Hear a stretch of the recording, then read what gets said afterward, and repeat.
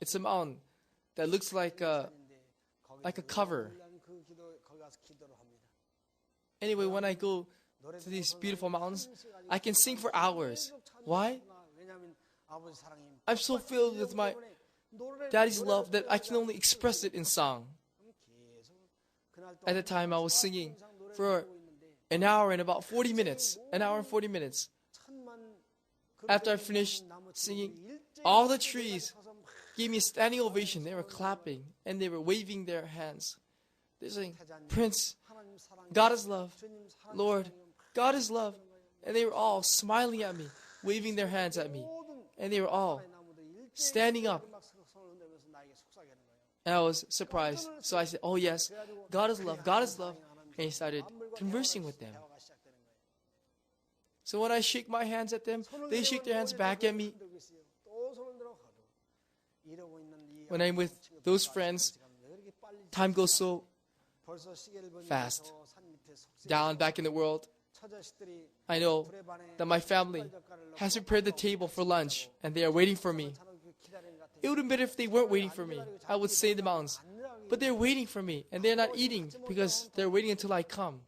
So I must say goodbye to these friends. I didn't want to say goodbye. So I said goodbye. I'll come back again. And I was coming down, but while I'm coming down, they kept on shaking their hands, waving their hands at me until they couldn't see me anymore. And I was coming down. And as I was running down the mountain road, there was once a young woman who grabbed me. Oh, no, my family's waiting for me. Let go of me. No, please just talk with me. I only want to talk with you just a short while. No, I can't. I have to go. Let go of me. No, I can't. Just give me a little time. So I was caught. Who is this? A wild rose. This beautiful young girl, this wild rose, grabbed me.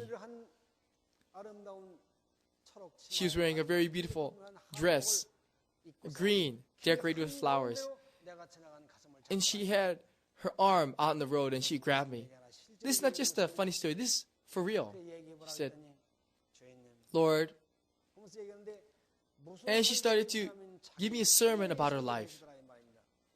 You know Jesus, who came 2,000 years ago? It says the Word became flesh and dwelt among us, and we beheld His glory, the glory as of the only begotten of the Father, full of grace and truth. When it says the Word became flesh, does not mean that the Word became a body, but the Word became His life, and His life was the Word. So whatever He spoke was His life, and His life was the Word. That's why He didn't need the Bible.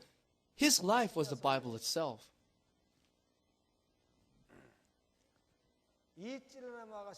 But this wild rose also was a friend whose word became flesh. And what is that? 1 Corinthians chapter 13. The chapter of love. She fulfilled that in her life. Then let's see if her life was not the word. Even if children and adults come with a sickle and mercilessly cut or break her arms, regardless, the wild rose is patient through all the pain. She has a love which always suffers long. So when adults and children come and cut off branches, her arms, yet she is patient through all the pain. Love suffers long. She's fulfilling those words. The wild rose does not have a rough character, but is always soft and gentle.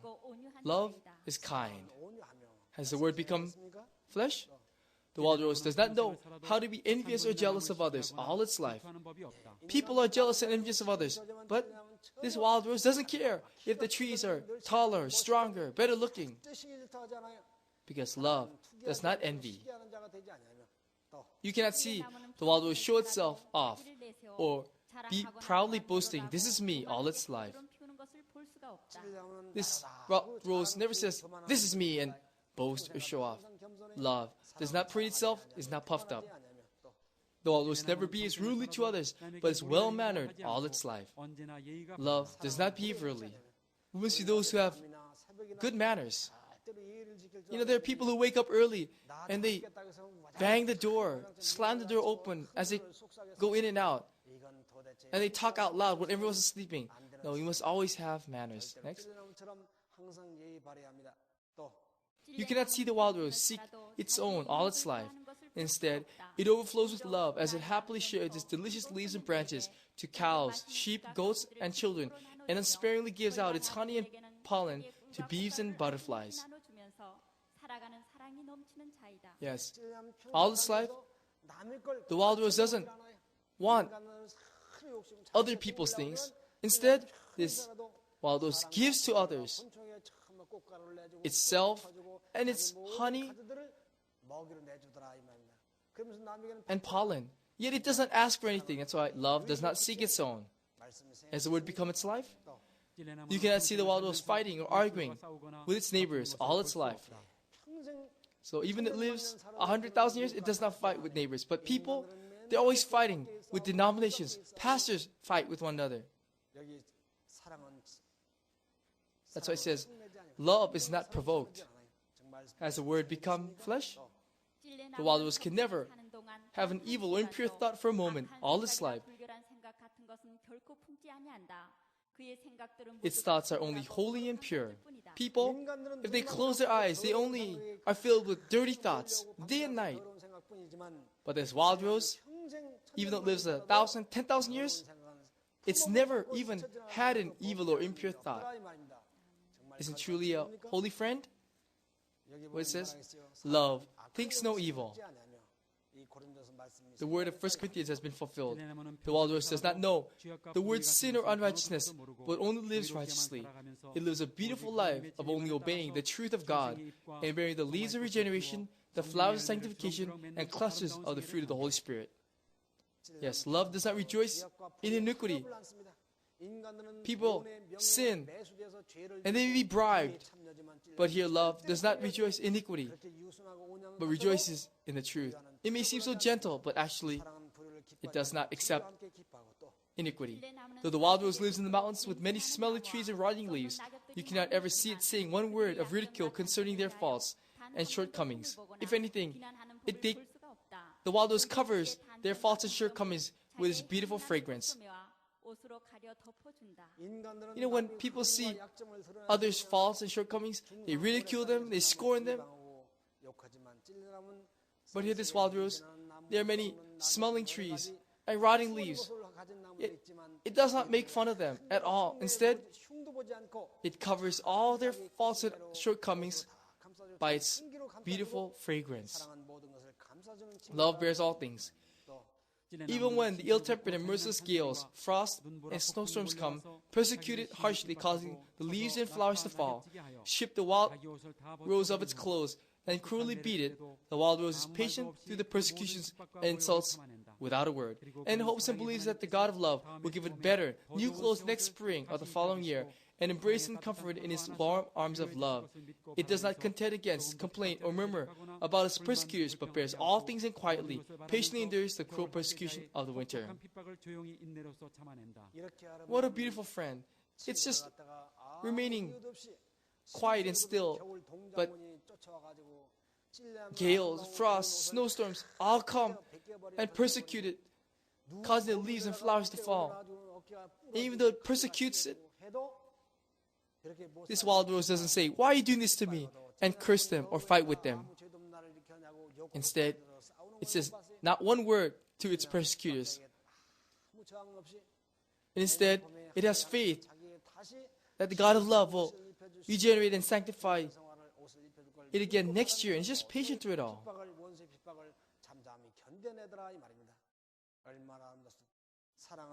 Love believes all things, hopes all things, endures all things. So this 1 Corinthians chapter 13 has become her life. To those who can give the sermons of their lives, don't need to say anything. Their life is a sermon. And this wild rose, when she told me her life, I've never seen before anyone give me a sermon of their life. I am the Lord of creation. I should be telling you these things, but how is it you are telling me these things? And I became embarrassed. I was ashamed. I should be telling them these things, but it was the other way around. Creation was teaching me, and I was very embarrassed. And I kneeled before her. In my heart, I thanked her. I sincerely thanked her. I was grateful to her for letting me hear a sermon which I would never forget. And I was so thankful that I couldn't just go. So she said, "Oh, I don't need anything. Please go home and eat." "No, I want to do something for you." And as I thought about it, I sang a song about her life. The song is called "Love Is." And this song is her life.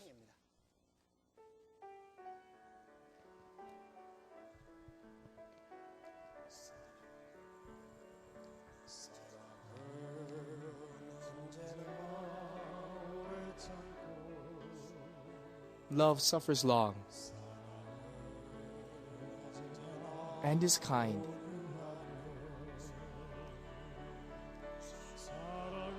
Love does not envy.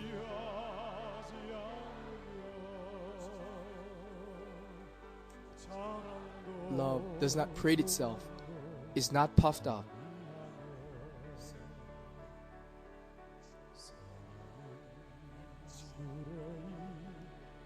Love does not behave rudely.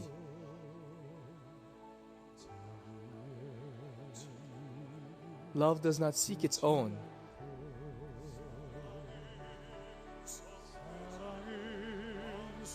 Love is not provoked.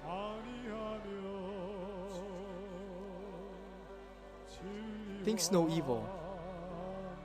Does not rejoice in iniquity, but rejoices in the truth. Love bears all things.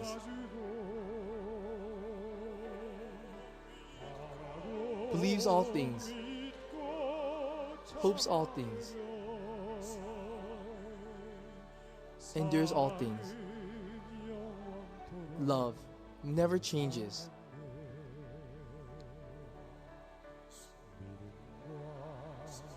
There may be faith, hope, and love.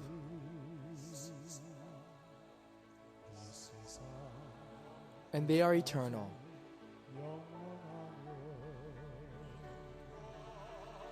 But among faith, hope, and love,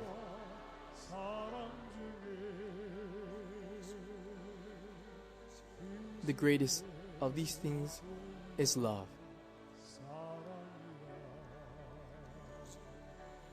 The greatest of these is love.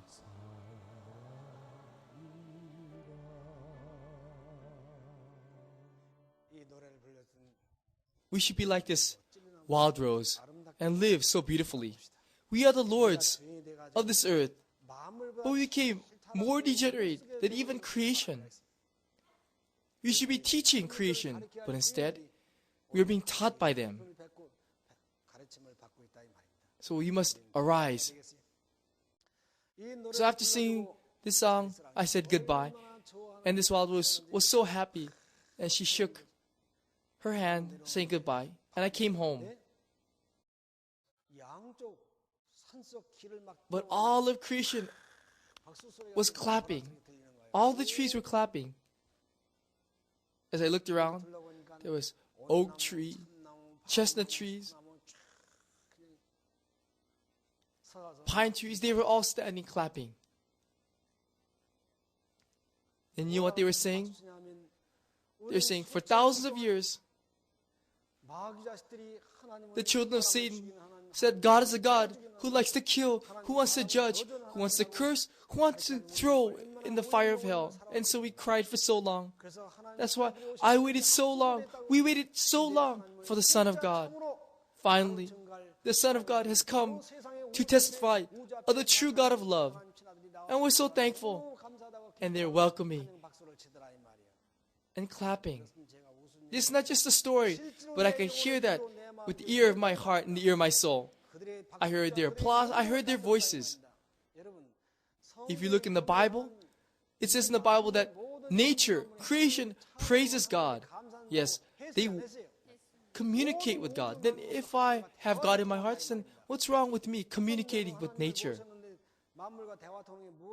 Let's read. Let's read Romans chapter 8, verse 19. For the earnest expectation of the creation, the earnest expectation eagerly waits for the revealing of the sons of God, the real sons of God, for you shall go out with joy. And when the sons of God appear, the mountains and the hills will what? Shall break forth into singing before you, and all the trees of the field shall clap their hands. These words were fulfilled. All the words in the Bible must be fulfilled in your lives. The whole Bible must be fulfilled. Not just one verse, but the whole Bible must be fulfilled in your lives.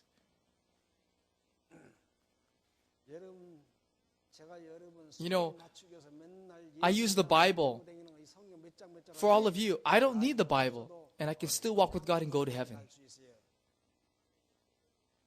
If there are many Buddhists here, I may even come with the books that the Buddhists use. And if there are many Confucianists, I may use the books that the Confucianists read.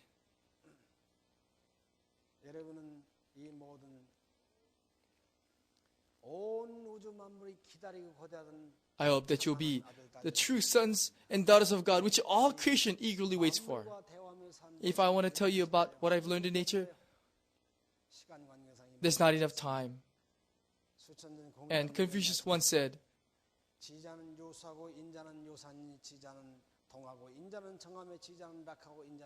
he said like this once,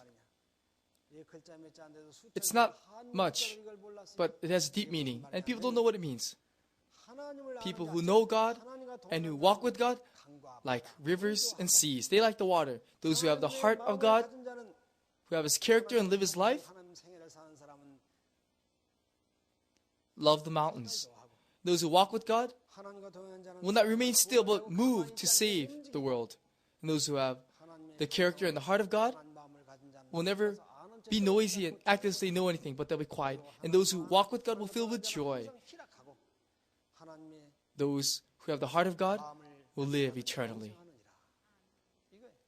I hope that you move to the countryside and live as saints. And I'll go to heaven in the clouds.